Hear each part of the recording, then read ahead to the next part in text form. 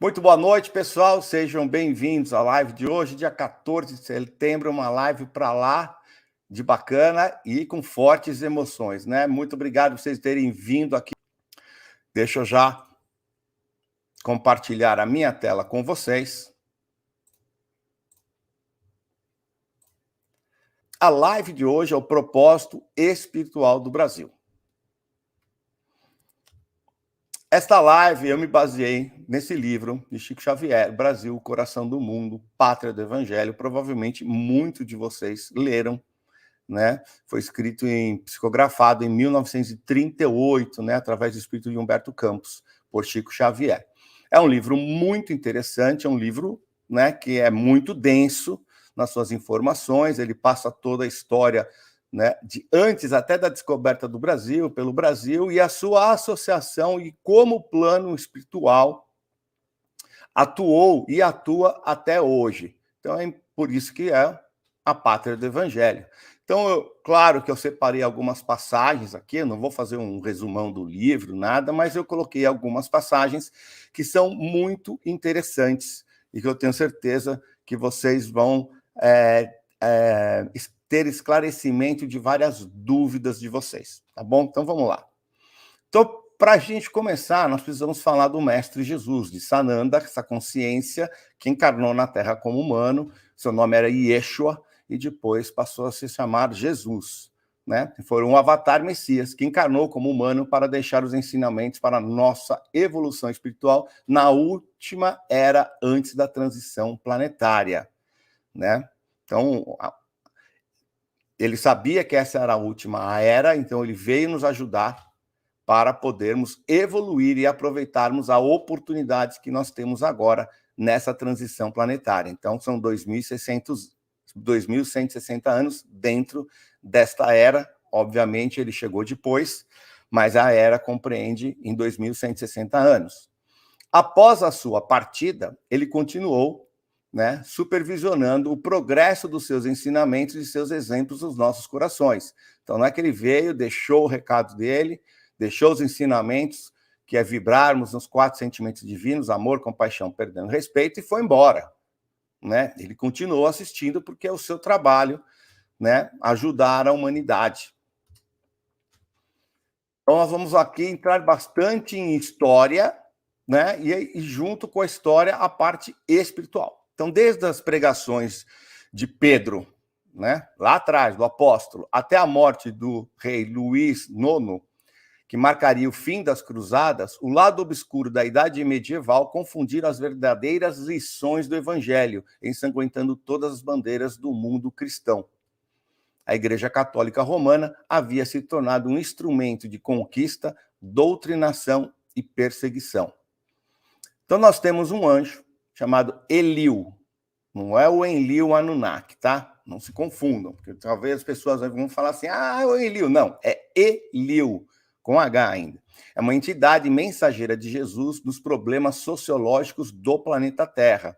Ele sugere que a única alternativa, né, já que a Europa, todo aquele lado lá, Oriente Médio, já estava tudo tomado pela Igreja Católica e acontecendo todas aquelas, né, a insurreição, as cruzadas e toda aquela bagunça, que seria iniciar, a única alternativa seria iniciar novamente o pensamento cristão em novas terras, onde espíritos jovens e simples ainda não haviam sido contaminados pelas coroas poderosas, que eram os reis da época, que detinham o poder, a autoridade e a ambição.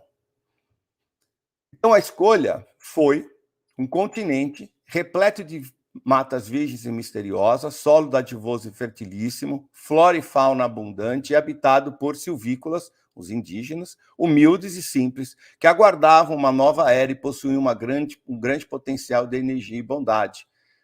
Onde foi? A América do Sul.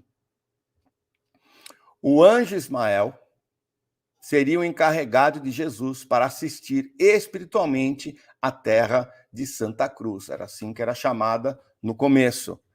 Tá? Então, o anjo Ismael, né?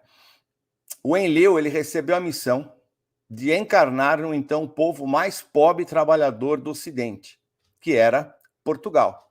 Portugal, naquela época, né, um país pequeno, um país pobre, muito trabalhador, foi escolhido para Eliu vir à Terra, encarnar. E ele encarnou, né, como o infante Dom Henrique. Sua missão foi instituir um roteiro de coragem para transpor a imensidão do oceano ao encontro do novo mundo, a terra de Santa Cruz.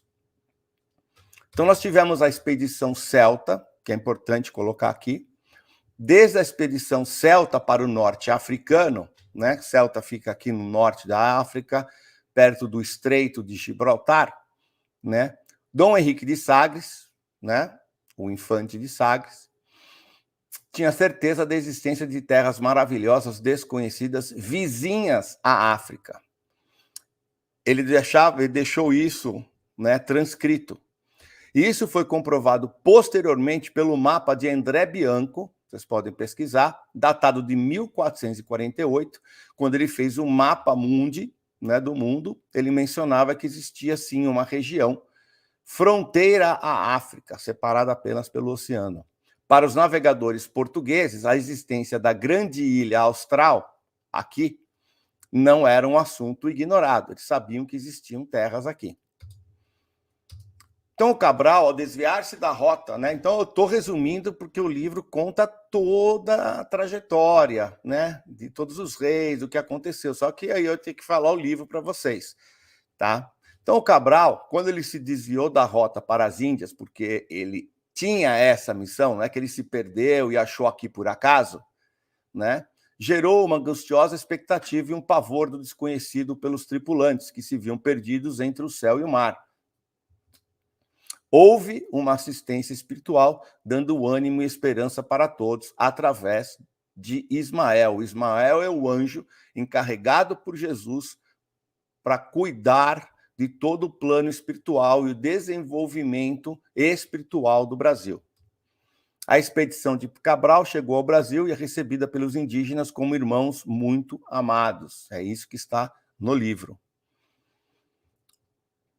Pra vocês terem uma ideia, o que Jesus diz a Eliu. Essa é uma parte do livro que eu achei importante. A região do Cruzeiro, onde se realizará a epopeia do meu evangelho, estará, antes de tudo, ligada eternamente ao meu coração. As injunções políticas terão nela atividades secundárias, porque, acima de todas as coisas, em seu solo santificado e exuberante, estará o sinal da fraternidade universal, unindo todos os espíritos. Sobre a sua volumosa extensão, pairará constantemente o signo da minha assistência compassiva e a mão prestigiosa e potentíssima de Deus pousará sobre a terra de minha cruz com infinita misericórdia. Então, o que ele está dizendo aqui, que o Brasil iria unificar todas as tribos, todas as raças, e é o que nós vemos hoje. Né? O Brasil, hoje, ele é uma miscigenação de praticamente todos os povos do mundo. Nós temos aqui árabes, africanos, europeus, né? Nós temos orientais, nós temos todos aqui fazem parte do Brasil, são brasileiros. E essa já era, como vocês podem ver aqui, uma missão, né? O de unir todos os espíritos de todas as nações, né? A unidade do divino. Então, olha só que interessante. Mesmo Portugal, né, sendo um país pequeno e enfraquecido com tudo o que estava acontecendo lá na Europa, depois veio Bonaparte, né, ele conseguiu conservar ao longo de 3 séculos, ou seja, 300 anos, a unidade territorial de uma pátria, Brasil, com mais de 8 milhões e meio de quilômetro quadrado e 8 mil quilômetros de costa marítima. Isso nunca aconteceu na história da humanidade. Na história da humanidade sempre eram conquistas, perdia a terra, conquistava a outra. Ele foi o único que conseguiu manter um território tão grande como o Brasil. Para vocês terem uma ideia, as possessões espanholas, elas geraram mais de 20 repúblicas diversas. E a gente tem, né, um exemplo aqui na América do Sul. Né? Era tudo espanhol e virou Chile, Argentina, Uruguai, Paraguai, Equador, Colômbia, Venezuela e assim por diante. São 20 repúblicas. Os Estados Unidos, o seu território atual, é graças a anexões, com lutas, com guerras, que foi no caso dos estados da Louisiana, do Novo México, do Alasca, a Califórnia, que pertencia ao México, o Texas também e Oregon. Então, os Estados Unidos não tinham o território que ele tem hoje. Olha como os estados aí tão importantes foram anexados posteriormente através de conquistas, né, e de combate. Só o Brasil conseguiu manter-se uno e indivisível na América. Isso já era coisa do plano universal para cá. O coração geográfico do planeta não podia se fracionar. Então, quem era o anjo Ismael? Jesus destina ao anjo Ismael, um elevado mensageiro seu, a missão de ser o zelador dos patrimônios imortais que constituem a terra do cruzeiro. Ele deveria reunir as falanges do infinito para cooperarem na construção da pátria do evangelho. Tem que ser construída, não é uma coisa que é de falar assim, vocês são a pátria do evangelho, né? E pum. Não. Ia demorar muito até os dias de hoje, né? O cristianismo deveria reviver e a bandeira teria o lema. Então, o lema do anjo Ismael, da bandeira de toda a falange espiritual que assiste o Brasil é Deus, Cristo e caridade. É isso que está, conforme o livro, na bandeira que ele carrega, Deus, Cristo e caridade. Esse é o lema, né? Então, no início, durante o período da colonização do Brasil, muitos espíritos se ofereceram como voluntários para encarnarem e ajudarem. José de Anchieta, Bartolomeu dos Mártires, Manuel da Nóbrega, Diogo Jacome, Leonardo Nunes e muitos outros se ofereceram para encarnarem e fazerem o trabalho de ajuda à construção da pátria do Evangelho. Os latifundiários iniciam a vinda de escravos negros de Luana, da Guiné e Angola, que começaram a ter os latifúndios, e Portugal acabou, né, escravizando os africanos e mandando para cá. Os escravos chegam na pátria do Evangelho como se fossem, isso é o que está escrito no livro, tá? Na pátria como se fossem animais bravios e selvagens, sem coração e sem consciência. Ismael ficou muito angustiado por não estar conseguindo cumprir com a sua missão. E ele vai ao Divino Mestre, ele vai a Jesus, né, indagar isso, colocar essa angústia e dizer que ele não está cumprindo com a missão.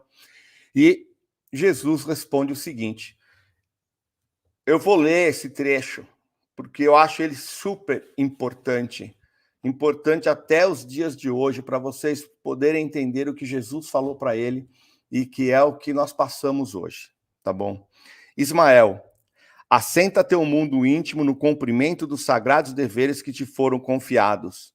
Bem sabes que os homens têm a sua responsabilidade pessoal nos feitos que realizam em suas existências isoladas e coletivas.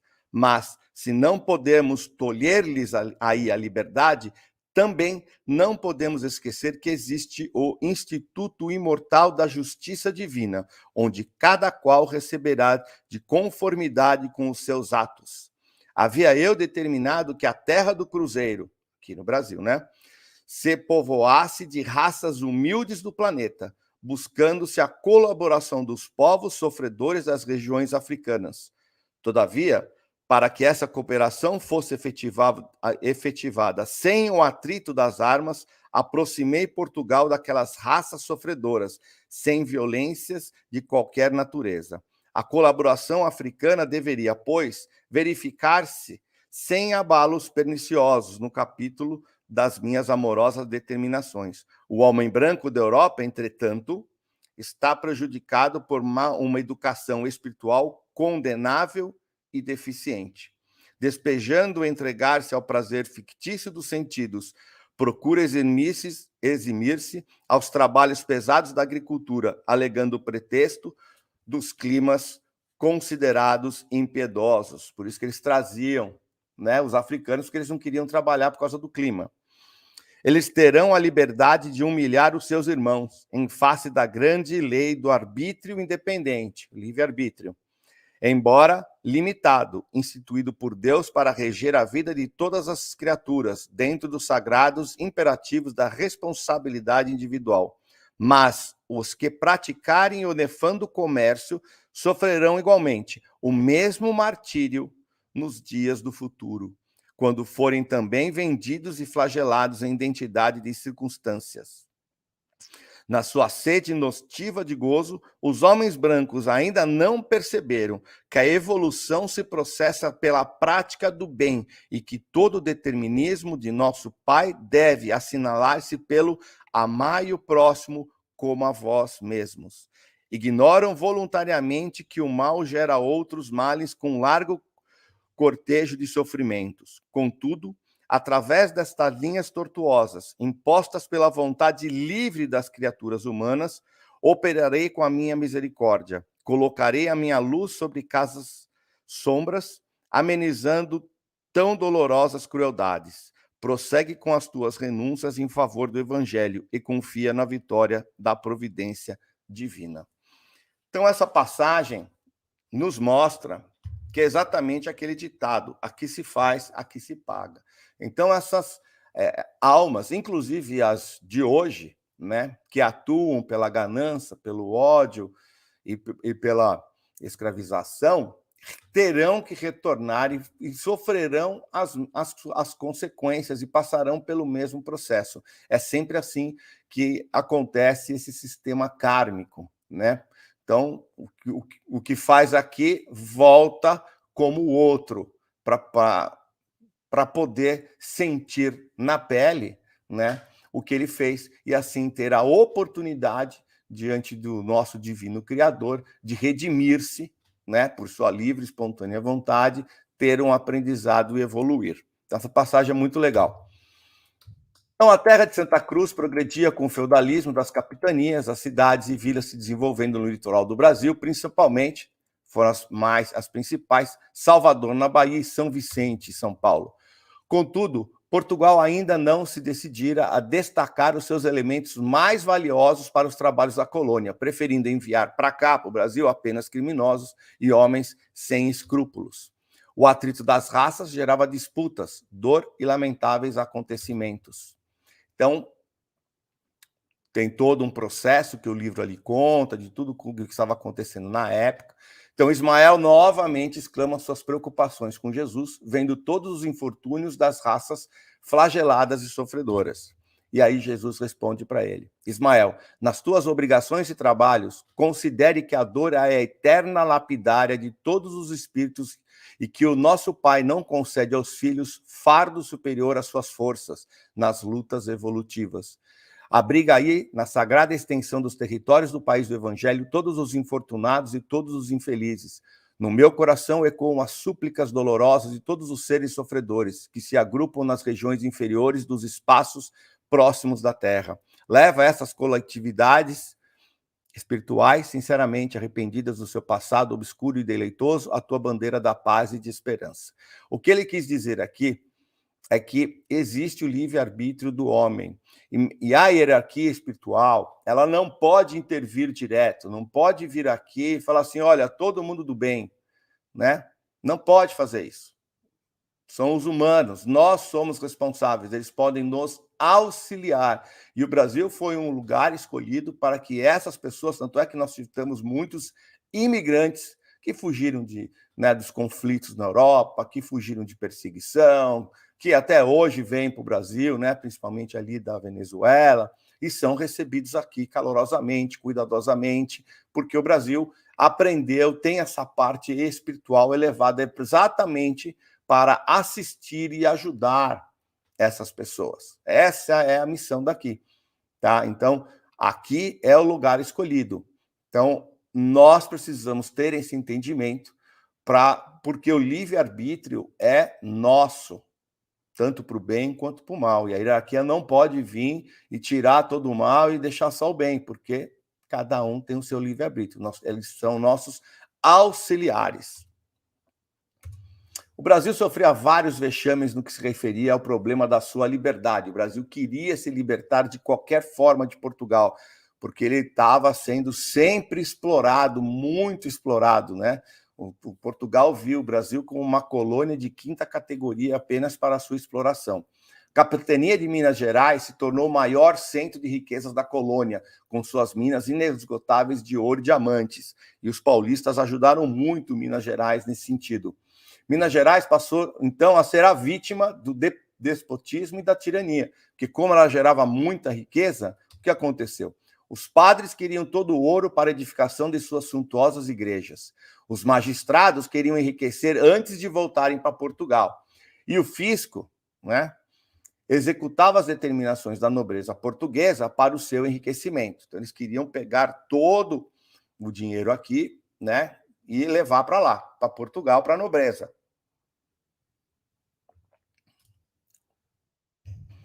Então, começou a iniciar o quê? Um esboço da conspiração para a liberdade do Brasil, através de Inácio de Alvarenga, Joaquim José da Silva Xavier, Cláudio Manuel da Costa e Tomás Gonzaga.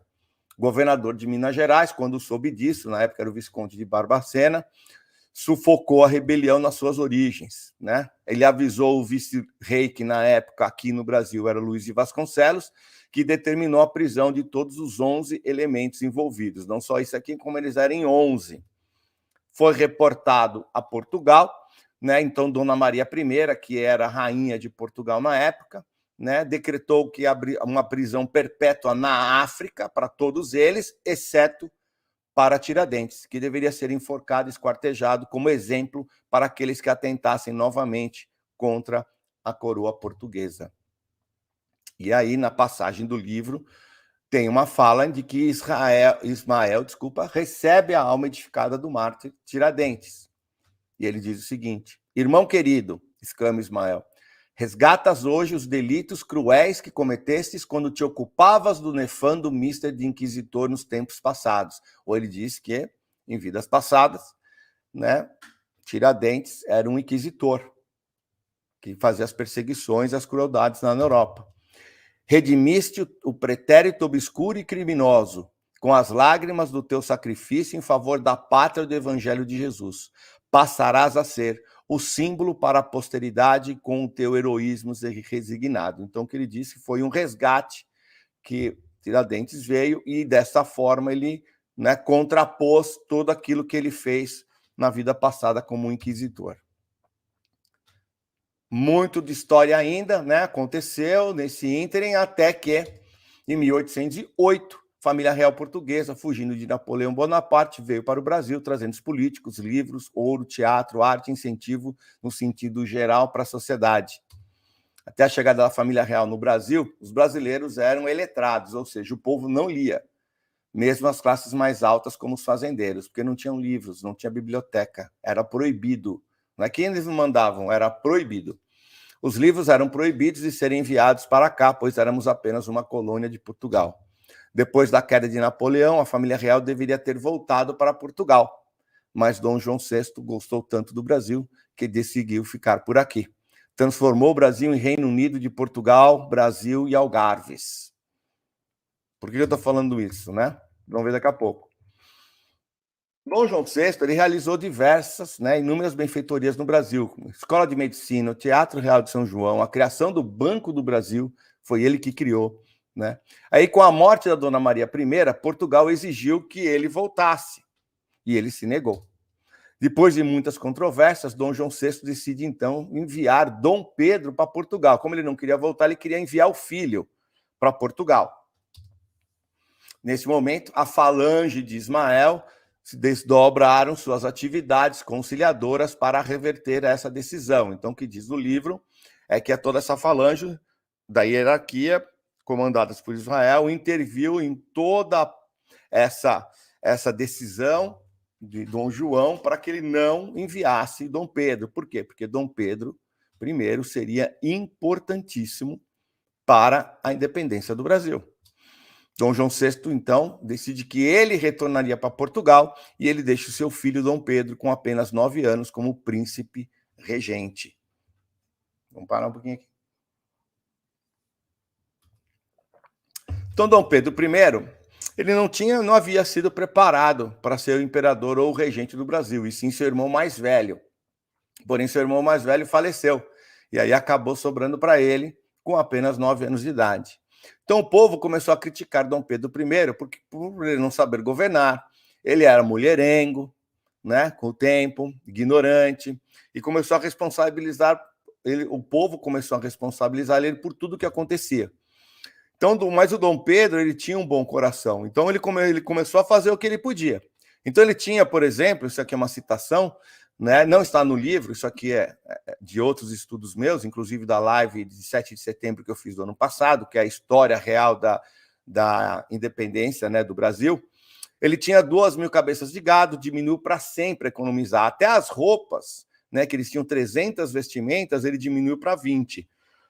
A moeda, que era de ouro, ele começou a produzir em prata e cobre para economizar o máximo possível na tentativa de tirar o país da crise. Porque quando Dom João VI foi embora, ele levou tudo. Ele levou todas as riquezas do Brasil, ele levou o ouro, foi lá no Banco do Brasil, pegou tudo, levou os livros e foi embora com tudo. Deixou o Brasil na crise, soltou a bomba na mão do filho. Aí a dona Leopoldina, né, que é a parte importantíssima na nossa independência, né? Ela, desde que nasceu, já tinha uma rotina de educação e de estudo muito grande, onde estudava. Ela era princesa da Áustria, onde estudava por 12 horas diariamente.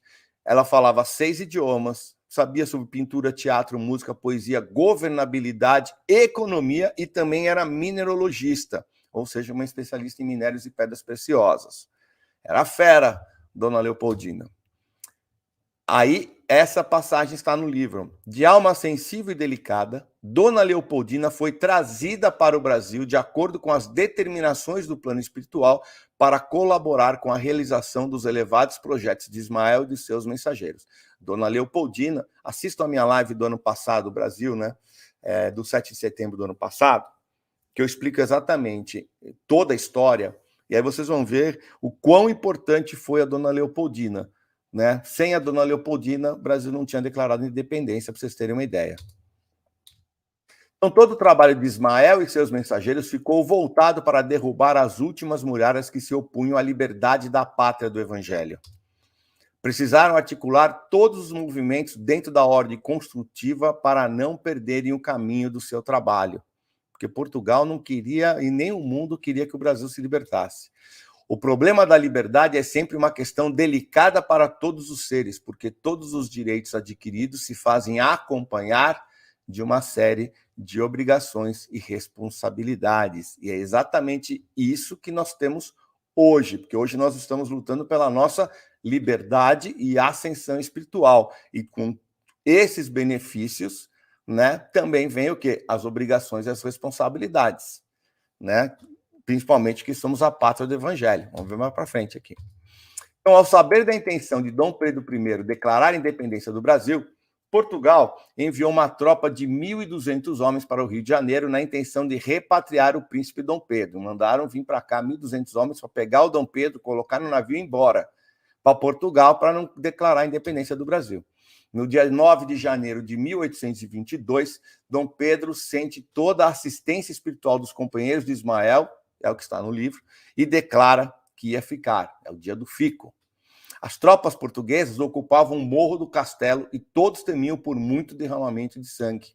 Ismael e seus companheiros intervêm e o chefe das tropas portuguesas obedece com humildade à intimação do príncipe Dom Pedro para eles se retirarem.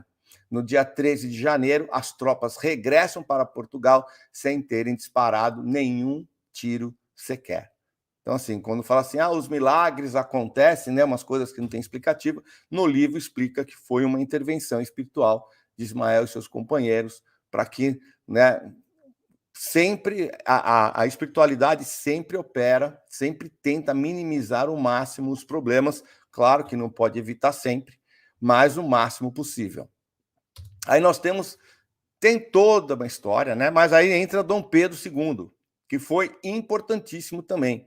Proclamada a independência do Brasil, Ismael leva ao Divino Mestre o relato de todas as conquistas, solicitando amparo do seu coração compassivo para a organização política e social da pátria do Evangelho. Jesus determina que Longinos encarne como Dom Pedro II para auxiliar no projeto de Ismael. Sua missão seria reinar por mais de 50 anos, com máxima renúncia e devotamento, até que o Brasil atingisse sua maturidade, ou seja, se tornasse uma república. Então, aqui nós temos uma intervenção também, né, de Longinos, vindo encarnar aqui para ser Dom Pedro II. Durante seu reinado, Dom Pedro II amparou os fracos e desvalidos, corrigiu as leis despóticas, inaugurou um novo período de progresso moral, instituiu o regime do respeito e paz no continente e nas relações com as nacionalidades vizinhas. Teve a Guerra do Paraguai, tem toda uma história aí, por que houve a Guerra do Paraguai, né? Que está no livro. Eu acho muito interessante vocês lerem esse livro, que vai ajudar muito no entendimento da história e tem sempre a participação, né, de Ismael e da espiritualidade. O século XIX ele foi marcado por vários acontecimentos que agitaram o mundo, principalmente a Revolução Francesa e as atividades bélicas de Bonaparte. As assembleias espirituais sabiam que precisavam reorganizar as energias e preparar o caminho das profundas transições do século XX. Foi destacado um dos grandes discípulos de Jesus para vir à Terra com a tarefa de organizar e compilar os ensinamentos divinos. Em 3 de outubro de 1804, nascia Allan Kardec. Outros missionários da luz encarnaram para auxiliá-lo, como João Batista Rosten, Léon Denis, Gabriel Delany e Camille Flammarion. Nascia, assim, o Espiritismo para combater a... Eu vou colocar a frase, por isso eu coloquei entre aspas, que está no livro, tá bom? Combater a defecação espiritual das igrejas mercenárias que falavam na terra em nome de Jesus. Tá? Exatamente esse é o termo utilizado no livro, né? Para não falar que sou eu que estou falando mal. Então, iniciou-se o Espiritismo no Brasil, né? As primeiras experiências espíritas na pátria do Evangelho começaram pelos problemas das curas. Em 1818, o Brasil já possuía um grande círculo homeopático sob a direção espiritual. Começou por aí. O próprio José Bonifácio, né, se correspondia com Friedrich Hahnemann, médico alemão fundador da homeopatia. Durante o reinado de Dom Pedro II, os mentores espirituais já tinham conseguido criar, na Bahia, no Pará e no Rio de Janeiro, alguns grupos particulares que projetavam enormes claridades no movimento neo-espiritualista do continente, talvez o primeiro da América do Sul. O século XX seria de extrema importância na evolução espiritual da Terra e por isso Ismael tomou uma grande decisão. Ismael encaminhou-se para um dos delicados e fiéis discípulos e falou-lhe que ele deveria descer às lutas terrestres com o objetivo de concentrar as energias espirituais no país do Cruzeiro. No dia 29 de agosto de 1831, nascia em Riacho do Sangue, no Ceará, Adolfo Bezerra de Menezes, o grande discípulo de Ismael que vinha cumprir no Brasil uma elevada missão. Então, é aí que veio Bezerra de Menezes, também um espírito evoluído para ajudar em todo o processo do espiritismo aqui no Brasil. O grande movimento preparatório do espiritismo em todo o mundo tinha, no Brasil, a sua repercussão, como era natural, né? Sendo pátria do evangelho. Então, o espiritismo aqui no Brasil é o maior de todos, é ele que lidera. Por volta de 1840, um influxo das falanges de Ismael chegaram depois com dois... Eu escrevi errado aqui, tá? Chegaram depois com 2 médicos humanitários no Brasil, Bento Muri e Vicente Martins. Eles fariam, né, da medicina homeopática um verdadeiro apostolado, pois mesmo antes da codificação kardeciana, eles já conheciam os transes mediúnicos e o elevado alcance da aplicação do magnetismo espiritual. Então, além da homeopatia, eles já tinham toda essa parte espiritual. Traziam por lema dentro da sua instituição a mesma inscrição da bandeira de Ismael: Deus, Cristo e caridade. Então foram super importantes e deram um pontapé inicial para o espiritismo do Brasil, né? Os espíritas brasileiros, Depois de um tempo, sentiram a necessidade de criar um núcleo central das atividades no Rio de Janeiro. Um dos emissários de Ismael, que dispunha de maiores elementos do terreno das afinidades mediúnicas para se comunicar com os grupos particulares nas mesas, né, nos centros, né, veio para a Terra, encarnou e adotou o pseudônimo. Encarnou, não, desculpa. Começou a atuar, não como encarnado, mas espiritualmente, né? E ali adotou um pseudônimo de Confúcio. Essa era a entidade que vinha, né, nas rodas ali espirituais para auxiliar aqueles grupos. Confúcio é o que, como ele se deu esse pseudônimo. Em 1873, fundava-se com estatutos e demais formalidades exigidas o Grupo Confúcio, que constituiria a base da obra tangível e determinada de Ismael, que era o Espiritismo, que na verdade é o evangelho de verdade, né? O verdadeiro evangelho. Diante de alguns dilemas entre os membros deste grupo, foi solicitado que Bezerra de Menezes atuasse no grupo para trazer harmonia e encerrar todos os conflitos. Por isso que Bezerra de Menezes tem uma parte fundamental nisso, que foi ele que conseguiu, né, resolver todos os conflitos que haviam interno dentro do espiritismo. Então, o Brasil, pátria do evangelho e da luz. Então, isso que eu falei para tudo para vocês, lógico, é um resumo. Eu recomendo que vocês leiam esse livro, mas é para mostrar por que realmente nós somos a pátria do evangelho. Não é apenas uma denominação, né? Ah, nós nos achamos que somos. Não. Você vê que desde lá de trás tem um trabalho todo de Ismael na ajuda da descoberta do Brasil, de todo o desenvolvimento do Brasil e tudo que o Brasil passou, passa até hoje. Então, muitas coisas são até atuais, porque nós vemos hoje as mesmas circunstâncias, ainda há um povo, né, uma parte do povo flagelado, escravizado, né, pelo sistema, aqueles com sede de poder, com ganância, e que mesmo assim a luz continua trabalhando, né? Então, um número crescente de casas de luz, como as espíritas, as universalistas, Umbanda, Candomblé, e entre muitas outras vertentes que difundem o evangelho, as curas energéticas e o conhecimento divino e universal, torna o Brasil a fonte energética da luz para o mundo. Nós somos o país onde mais existem casas de luz em todo o mundo. Nós somos o país mais diversificado em religião. E mais agora com esses centros de cura, em que nós temos, sim, muita ajuda de seres benevolentes. Nós temos hoje centros de curas que atuam diretamente com as camas arcturianas, com os arcturianos, que fazem parte do plano espiritual, que o plano espiritual é o todo. Então, existe também seres que ajudam, consciências mais elevadas que ajudam, né? Isso faz parte do espiritismo. O próprio Allan Kardec, né, no Livro dos Espíritos, fala que existe vida em outros mundos, fala que Júpiter é o planeta mais desenvolvido de civilização.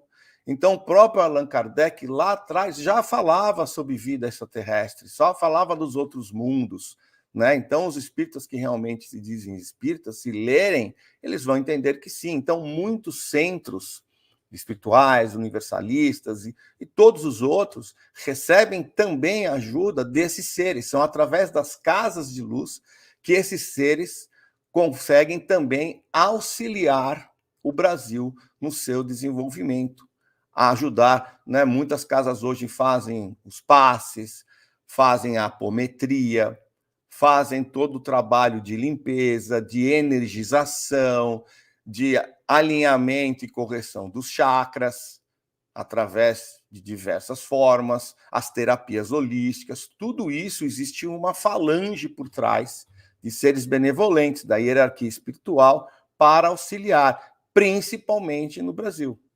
Principalmente, nós somos o país número 1.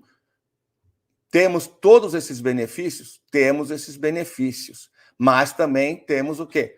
A responsabilidade, né? Cabe a cada um de nós acendermos a nossa luz própria, que é o despertar, é ativar a consciência crística, é a nossa luz, a fim de iluminarmos cada vez mais o nosso país e a humanidade. Esse é o nosso dever. O nosso dever é esse, é acendermos e levarmos a nossa luz, porque a escuridão, ela não existe. A escuridão não existe, você não tem escuridão, o que tem é falta de luz.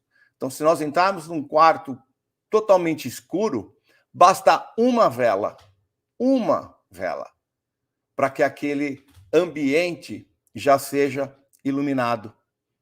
Então, o que nós precisamos para combater a escuridão é iluminá-la, é colocar a luz, e essa luz é através de nós, dos nossos atos, de vibrarmos os 4 sentimentos divinos, amor, compaixão, perdão e respeito, termos conhecimento e fazermos com consciência, sabermos que nós temos esse potencial para poder pegar o externo, ir para o interno, e do interno acendermos a nossa chama. Precisamos nos adaptar às mudanças e nos recuperarmos de contratempos. Ao manter uma atitude positiva e resiliente diante das adversidades, somos capazes de aprender e transformar dificuldades em oportunidades de crescimento em todos os setores da nossa vida. E isso nós brasileiros sabemos fazer muito bem. Então, eu quis passar essa live para que vocês entendam exatamente o que é a pátria do Evangelho. Entendermos que nós temos que fazer a nossa parte. A nossa parte é iluminar o Brasil, e iluminando o Brasil, nós estamos iluminando o mundo.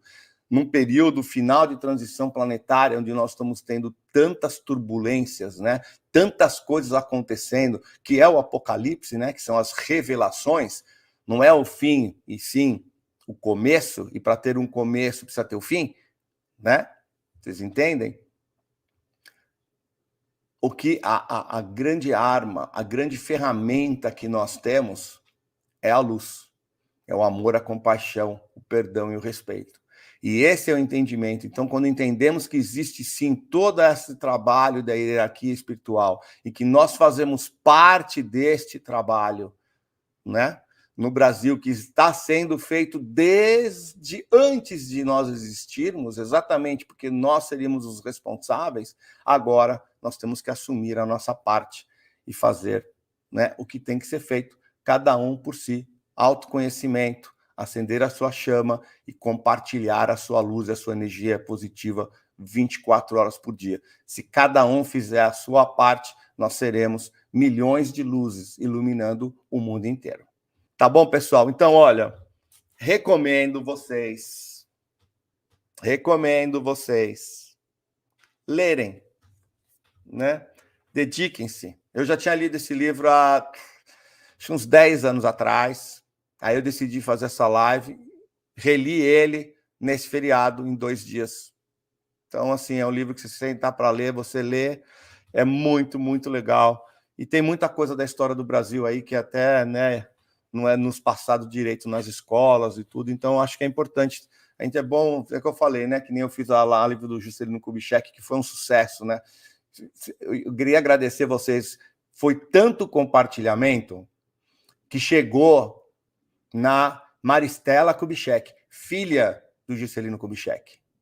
Então disseram que ela ficou super emocionada, ela mandou para os filhos, mandou para os netos, eu recebi mensagem. Então, assim, é importante nós sabermos a nossa história, né? E esse livro conta também a nossa história. Ele é muito bacana porque ele fala de parte espiritual, mas ele conta a história do Brasil, de tudo. É incrível, né? É incrível. E a gente não sabe, ou já esqueceu, na época que nós estudamos, nós éramos tão crianças que nós nem ligávamos para isso, né? Então é muito importante hoje a gente saber, porque vai dar mais base para nós. A gente tem mais embasamento, né, do que está acontecendo, qual é a realidade, qual é o nosso papel aqui, qual é a nossa verdadeira história, não só a história da humanidade, dos Anunnakis, das civilizações antigas, mas a nossa história como Brasil, como brasileiros e como a pátria do Evangelho. Né? Eu acho que todo mundo tem que saber. É incrível não explicarem as coisas direito para nós, ou nós não temos idade suficiente quando nos explicam, né, de podermos adquirir e saber o quão importante essas informações para nós.